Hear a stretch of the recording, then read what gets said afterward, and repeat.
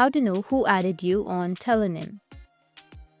So if you want to know who added you on Tellonym, then what you need to do is just watch this video. Tellonym is an app that is used for people to connect around the globe and ask each other questions about different subject matter. This app allows users to be anonymous and ask questions. Here you can also ask questions to other users and you will also be able to get honest answers. You can go with accept and continue and then enter your first name, go with next, just wait for a few seconds and then enter your language and go with next again and share it to your Instagram story or share anywhere else.